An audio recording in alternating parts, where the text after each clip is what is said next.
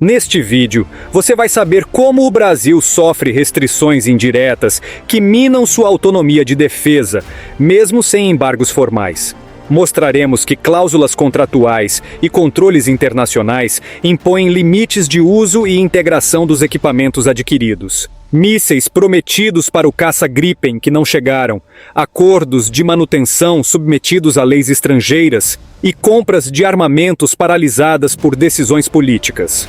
No âmbito terrestre, veremos como veículos blindados nacionais ficam sujeitos a vetos externos, por exemplo, pela suspensão de fornecimento de componentes. Tudo isso afeta diretamente o programa do caça Gripen e os blindados brasileiros, expondo fragilidades na nossa soberania.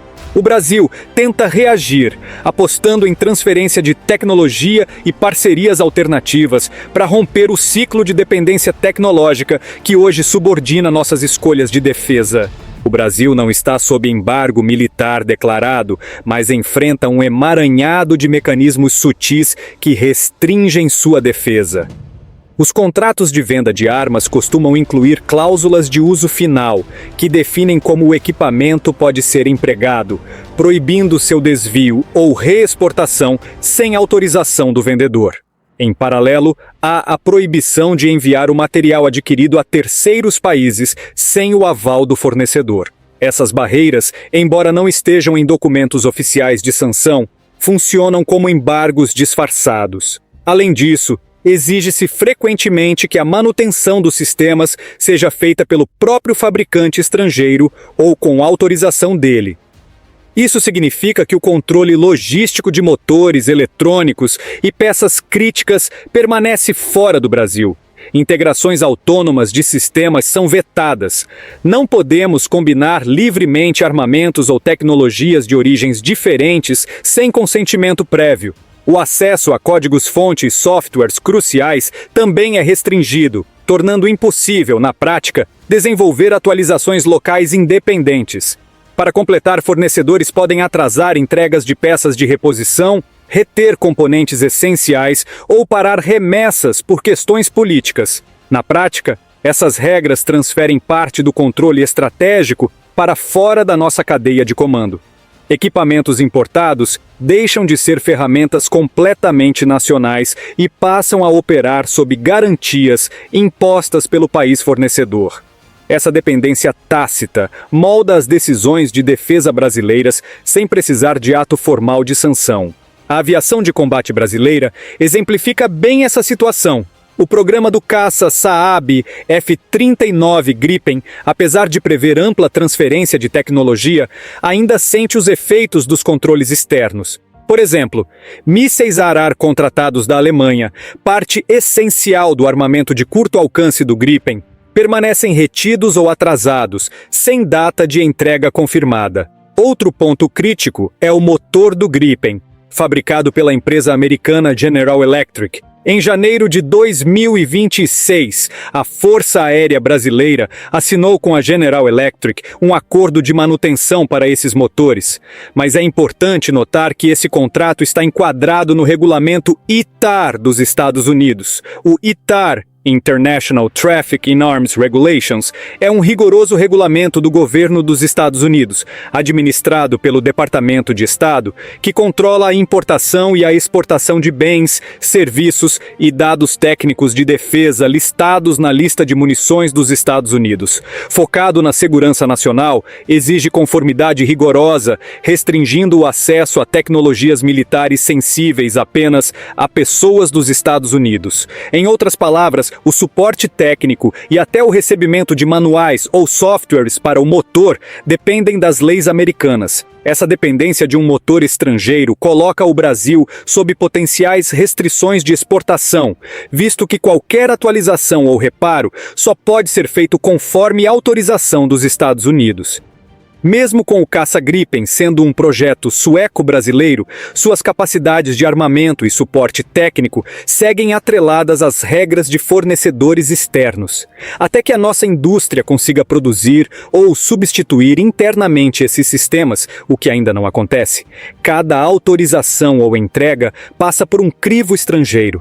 A promessa de autonomia durante as negociações mostrou-se limitada. Acordos considerados robustos podem ser reavaliados a cada mudança de governo, e termos contratuais podem ganhar novos contornos políticos ao longo do tempo.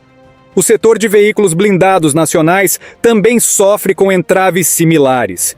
Muitos blindados brasileiros incorporam componentes de origem estrangeira que os vinculam a controles externos. Por exemplo, recentemente ficou público que a venda de unidades do Guarani para as Filipinas foi afetada por restrições alemãs a certos componentes desse veículo. O embarque final ficou travado por um embargo imposto sobre peças provenientes da Alemanha, atrasando ou mesmo dificultando novas encomendas para o Brasil. Esse caso ilustra como um comprador externo, Filipinas, sentiu na pele o impacto de um controle de exportação que envolve tecnologia estrangeira embarcada no nosso blindado. Internamente, projetos de blindados previstos encontram limitações em cláusulas contratuais. Países fornecedores podem vetar modernizações independentes.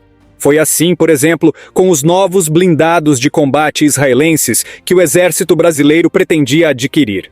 Em meados de 2024, a Elbit Systems de Israel venceu uma licitação de aproximadamente R$ 1 bilhão para fornecer 36 obuseiros autopropulsados de 155 milímetros da própria Elbit, sistema Atmos.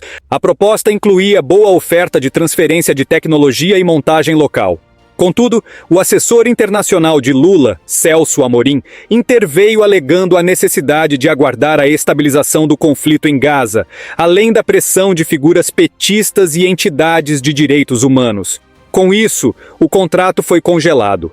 O ministro da Defesa acabou negociando que a produção fosse deslocada para uma fábrica no Rio Grande do Sul, para compensar a paralisação.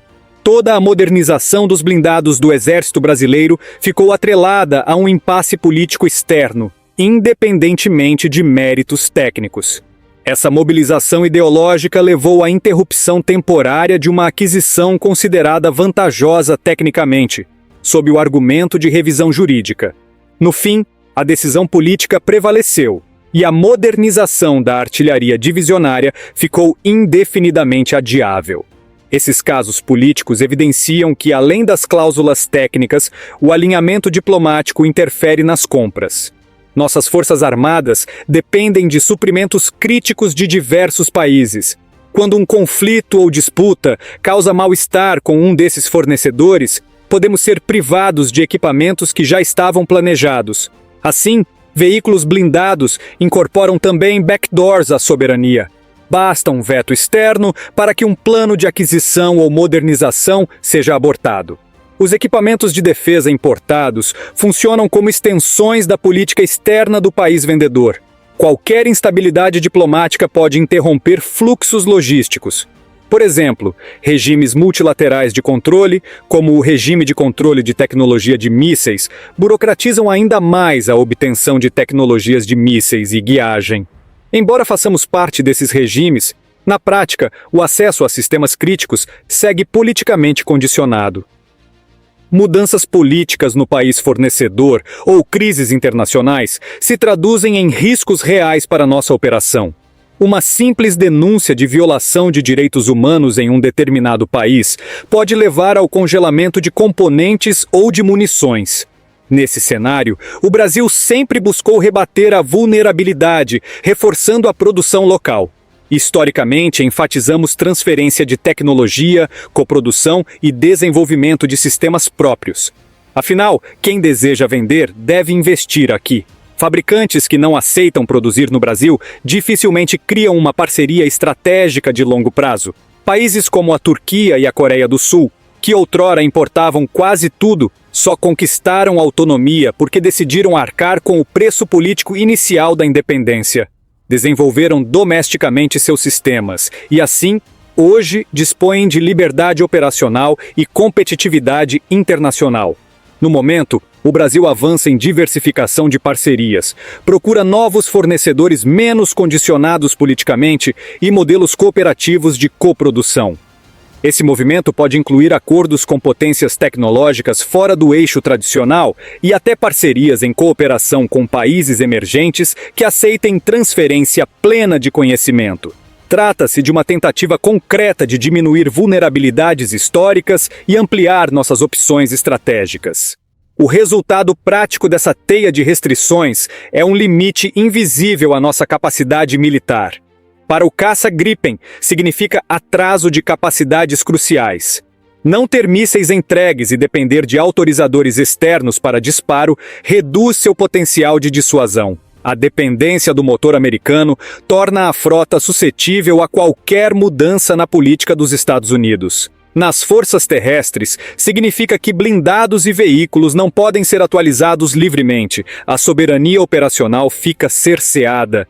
E até a exportação desses equipamentos, que poderia fortalecer a indústria nacional, esbarra em cláusulas estrangeiras. Em outras palavras, estamos a um passo de delegar decisões estratégicas às potências que controlam nossos fornecedores. Enquanto isso, é cobrada maior autonomia e modernização, mas na prática, parte significativa das armas do Brasil fica condicionada a regras alheias. Podemos ter o melhor sistema do mundo em mãos, mas se não podemos operá-lo como quisermos ou mantê-lo sem restrições, seu valor estratégico é reduzido.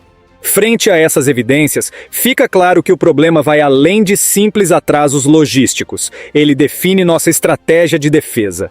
A verdadeira autonomia militar não está em possuir sistemas de armas modernos, mas na capacidade de operá-los, modificá-los e sustentá-los sem interferências externas. Para alcançar isso, é preciso que o Brasil exija transferência total de tecnologia em todos os novos contratos de armas e fortaleça sua base industrial de defesa como política de Estado. Somente assim, deixaremos de aceitar subterfúgios externos e poderemos dizer de fato soberania. O dilema brasileiro é conciliar tecnologia avançada com independência. Fornecedores tradicionais têm expertise, mas impõem amarras políticas. Novos parceiros podem oferecer flexibilidade, mas ainda carecem de maturidade tecnológica. É preciso equilibrar essas escolhas e, principalmente, investir na nossa própria capacidade. Caso contrário, continuaremos reféns de regras invisíveis e de decisões políticas de terceiros, em vez de definirmos nós mesmos nossa defesa. A hora é de romper as amarras da dependência, fortalecer o desenvolvimento nacional e diversificar parceiros, para que em situações de crise, sejamos nós a dominar a tecnologia e não o contrário.